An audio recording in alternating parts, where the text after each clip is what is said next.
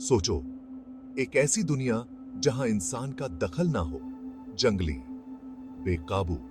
यहीं हमारे पूर्वजों ने जीने के लिए संघर्ष किया था। ऊंचे ऊंचे जंगल जहां तक नजर जाती फैले हुए थे। हर तरफ खतरे छिपे हुए थे। नुकीले दांत और पंजे वाले जानवर खुलेआम घूमते थे। यही उनकी हकीकत थी। हर दिन एक परीक्षा, हर सूर्योदय एक जीत। ये शुरुआती इंसान अपने क्षेत्र के मालिक नहीं थे। वो फूड चेन के सबसे ऊपर नहीं थे। वो सर्वाइवर्स थे। उन्हें जुगाड़ू बनना पड़ा, उन्हें सख्त बनना पड़ा, उन्हें होशियार बनना पड़ा। चूक का मतलब था मौत। वो अपनी सहज प्रवृत्ति पर निर्भर थे। वो जिंदा रहने के लिए अपनी इंद्रियों का इस्तेमाल करते थे। हवा में मिट्टी की गंध फैली रहती थी। पेड़ों के बीच जानवरों की आवाजें गूंजती थीं। वो पत्तों की सरसराहट को सुनते थे। वो परछाइयों में हलचल देखते थे।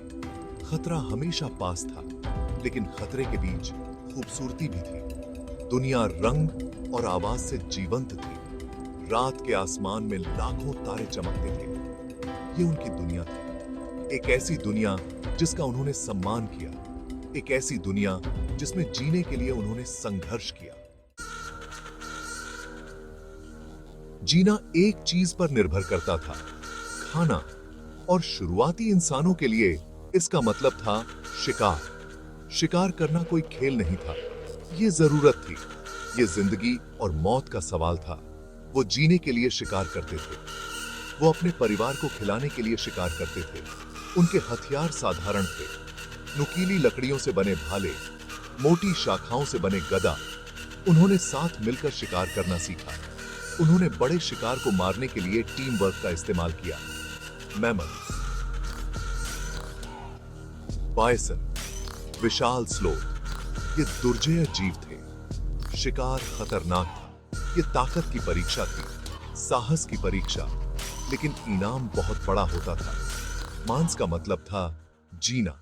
इसका मतलब था दिन भर की एनर्जी। इसका मतलब था ठंडी रात में गर्मी। जानवर के हर हिस्से का इस्तेमाल होता था। खाल से कपड़े मिलते थे। हड्डियों को औजार और हथियार बनाया जाता था। कुछ भी बर्बाद नहीं होता था। ये एक कठिन जीवन था, लेकिन ये उनका जीवन था। शिकार करना ही भोजन खोजने का एकमात्र तरीका नहीं था। वो इकट्ठा करने वाले भी थे। उन्हें जमीन की जानकारी थी।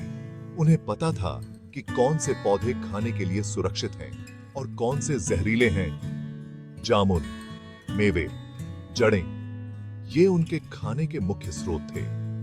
ये उन्हें जरूरी विटामिन और मिनरल्स देते थे। ये उन्हें मजबूत और स्वस्थ रखते थे। पानी उतना ही जरूरी था जितना खाना।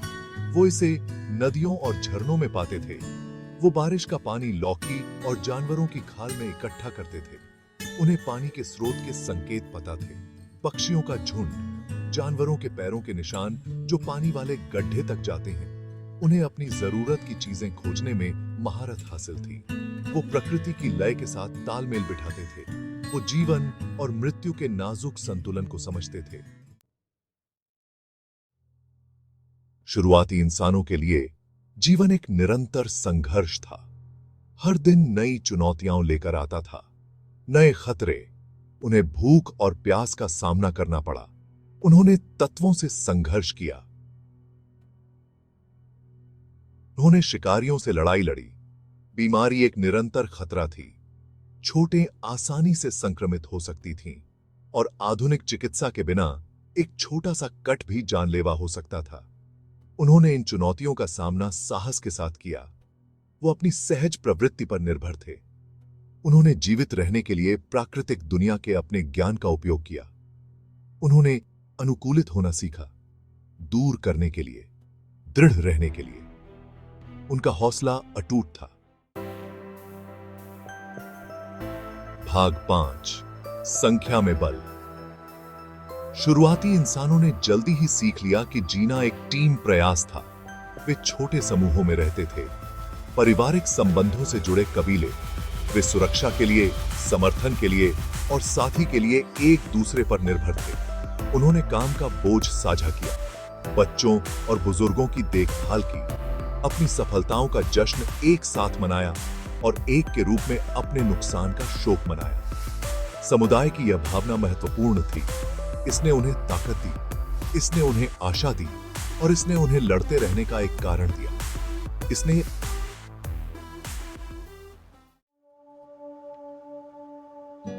भाग 6 तूफान से आश्रय। जीवित रहने के लिए आश्रय खोजना आवश्यक था। उन्होंने गुफाओं में शरण ली। उन्होंने शाखाओं और पत्तों से साधारण आश्रयों का निर्माण किया। इन आश्रयों ने तत्वों से सुरक्षा प्रदान की। चिलचिलाती धूप से, कड़ाके की हवा से, मूसलाधार बारिश से उन्होंने आग जलाना सीखा। आग गर्मी ले आई। इसने जंगली जानवरों को दूर रखा। इसने उन्हें अपना खाना पकाने की अनुमति दी। आग सिर्फ गर्मी का स्रोत नहीं थी, यह आशा का प्रतीक था, प्रगति का संकेत, उनकी सरलता का प्रमाण।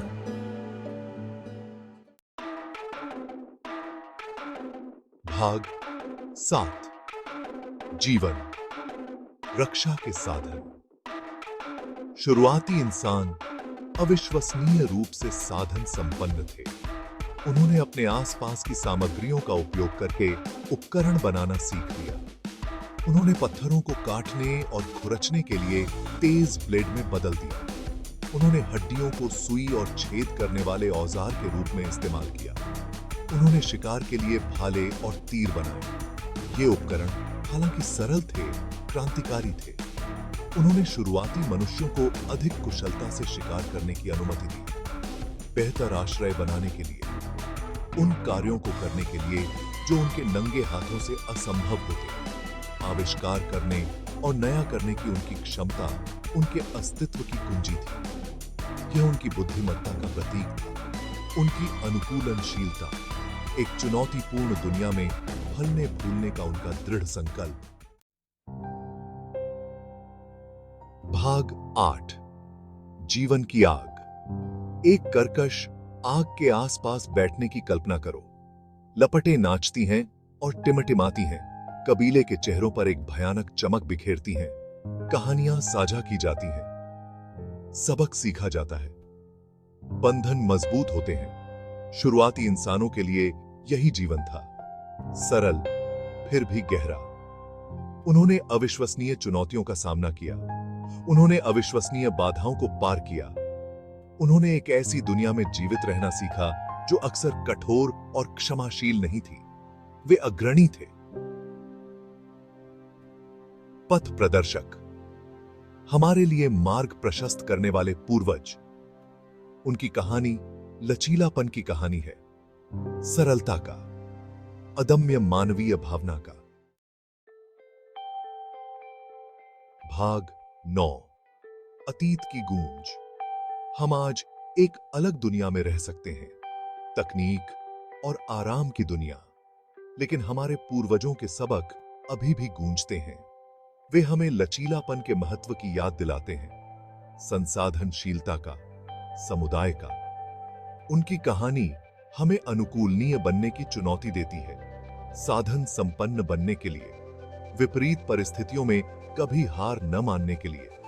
वे हमें याद दिलाते हैं कि हम किसी भी चुनौती पर काबू पाने में सक्षम हैं, कि मानव भावना असाधारण चीजों में सक्षम है। हम उनकी विरासत अपने भीतर लिए हुए हैं, अस्तित्व की विरासत, लचीलापन की विरासत, मानव भावना की विरासत।